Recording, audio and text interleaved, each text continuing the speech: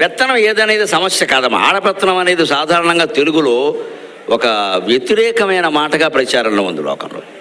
అక్కడ ఇంట్లో ఏదైనా జరిగితే ఆర్థికంగా ముఖ్యంగా అక్కడంతా ఆడపెత్తనం అండి అంటారు. అక్కడికి ఏదో ఆడాళ్లే మొత్తం ఆస్తులని తగలేసినట్టు మగాళ్ళంతా పరమ పవిత్రంగా ఉన్నట్టు ఇక్కడ ఏం లేదు.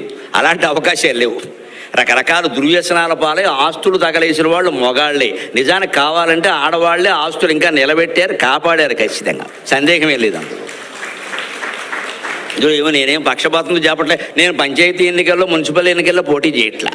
నాకెవరు ఓట్లు అక్కర్లేదు, నాకెవరు ఓట్లు అక్కర్లే. కానీ వాస్తవం అండి, భర్తలు దుర్వ్యసనాల పాలై ఆస్తులు తగలబెట్టిన సందర్భాల్లో కూడా భార్యలు పోపు డబ్బాలో ఉండేటువంటి డబ్బులతో పిల్లలకు అన్నం పెట్టిన సందర్భాలు ఉన్నాయండి. లేకపోతే కుటుంబాలు నిలబడేవే కాదు అసలు. అంచేత ఆడపెత్తనం అనేది వ్యతిరేకంగా మాట్లాడాల్సిన అవసరమే లేదండి. ధర్మంగా ఉంటే ఏ పెత్తనం అయితే. పైగా మనుస్మృతి అని ఇందాక ప్రసక్తి వచ్చిందిగా. మనుస్మృతి గురించి ఏమిటో వ్యతిరేకంగా మాట్లాడతారు. మనుస్మృతిలో తాళం చెవులు ఆడదానికి ఇమ్మని చెప్పాడు స్పష్టంగా. ఆర్థిక విషయాలు మగాళ్ళు నోరు మూసుకుంటే ఆడడానికి ఇమ్మని చెప్పాడు. ఎందుకు ఇవ్వాలండి అనేది కూడా చర్చించాడు మనువు. ఎందుకు ఇవ్వాలి అంటే, అయ్యా ఇళ్ళకి ఇప్పుడు ఇంట్లో నలుగురు ఉంటే వంట వండే విధానం వేరు. ఒక 2-3 అతిథులు వచ్చారనుకో, అప్పటికప్పుడు ఏమీ దొరకవు వెళదామంటే.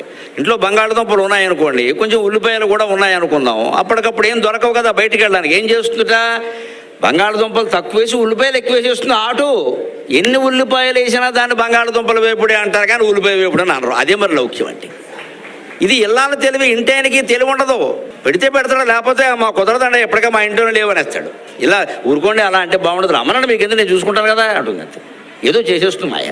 మరి ఇలా పొదుపు చేసే లక్షణం ఇళ్ళకు ఉంది కాబట్టి ఆర్థికమైన విషయాలు ఆవిడతో చర్చించండి. కోట్లు అలా దానాలు చేసేసి రకరకాల స్వచ్ఛంద సంస్థలు పెట్టేసి ఇచ్చేస్తే చివరికి ఏదైనా ఈ మగాడికి ఏమైనా జరిగితే ఆడదాని గతి ఏమిటి అనే మనుస్మృతి ఎప్పుడో గ్రహించి మనుస్మృతికర్త ఆర్థిక విషయాల్లో స్త్రీని సంప్రదించే చేయండి అని చెప్పాడు. ఏదో 1000కి 2000కి అని కాదు, పెద్ద దానాలు ఏవో 10,000 25,000 చేస్తున్నామంటే ఖచ్చితంగా సంపాదించాలి.